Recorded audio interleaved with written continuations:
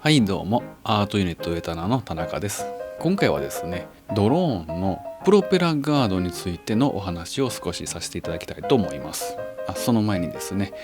私たちのチャンネルはですね、まだまだですね、チャンネル登録者数が少ないもんですから、よかったらチャンネル登録をしていただけたらと思います。で今回はですね、ドローンにつけるプロペラガードのお話なんですけども、もちろんその安全のためにですね、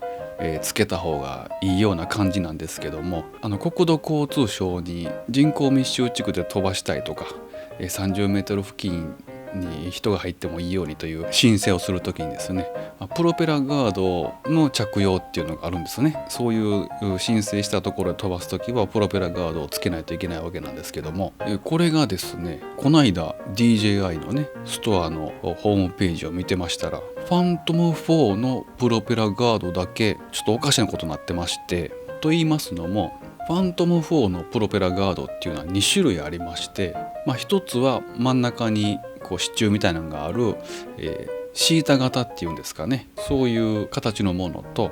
あともう一つ、アルファベットの D のような形したねプロペラガードと2種類あるんですけども、これどう違うかって言いますと、このシータ型の方はつけますと、面積が広いもんですから、前方の障害物センサーに干渉しちゃうんですね。ですのでこのプロペラガードをつけるとセンサーを切らないといけないというプロペラガードなんです。でもう一つの D 型の方はセンサーに干渉しないと、センサーをつけっぱなしでかつプロペラガードがつけれるということなんですね。ですんで、こっちの D 型の方がいいんじゃないのと思ってお買い求めになる方も多かったと思うんですけども、いつの間にかですね、このホームページを見ますと D 型の方に、こんな表示がありましてですね、国土交通省の審査基準の見直しに関連し、本プロペラガードは無人航空機の飛行に関する許可承認には適合しませんと、そんな表示がついてるんですね。でそんなんね、こっちの方がセンサー切らずに済むしええやんと思って買う人多かったと思うんですよね。ですんで、こちらのセンサーをつけっぱなしでかつプロペラガードがつけれる方はダメと。でちょっと面積が広くなりますけども、センサーは切らないといけないっていう方が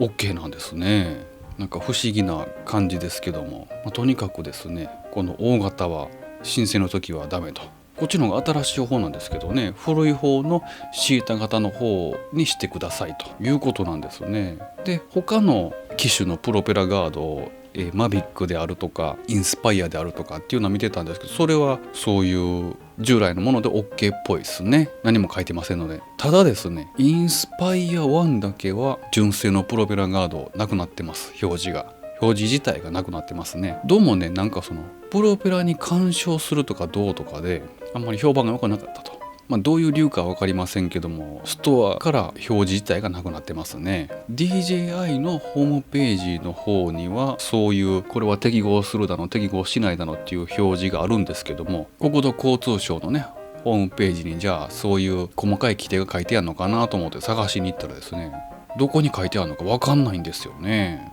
ちょっと詳しいことがどこに書いてあるかご存知の方おられましたらね、ちょっとぜひコメントいただけたらなと思います。というようにですね、いつの間にか申請に適合するプロペラガードと適合しないプロペラガードっていうのがありますんで、これから申請をされるという方はその辺ちょっとご注意いただけたらなと思います。でこれまでにすでにもう申請を出して許可をいただいている方はそのプロペラガードでいいそうです。従来のね、前はそのどこのメーカーかの指定はなかったんで、見直し前の段階で申請を出して許可をいただいている方は OK らしいです。というわけで今回はファントム4のプロペラガードについてのお話でした。最後までご視聴ありがとうございました。ぜひね、面白かったらチャンネル登録の方よろしくお願いいたします。それではまた。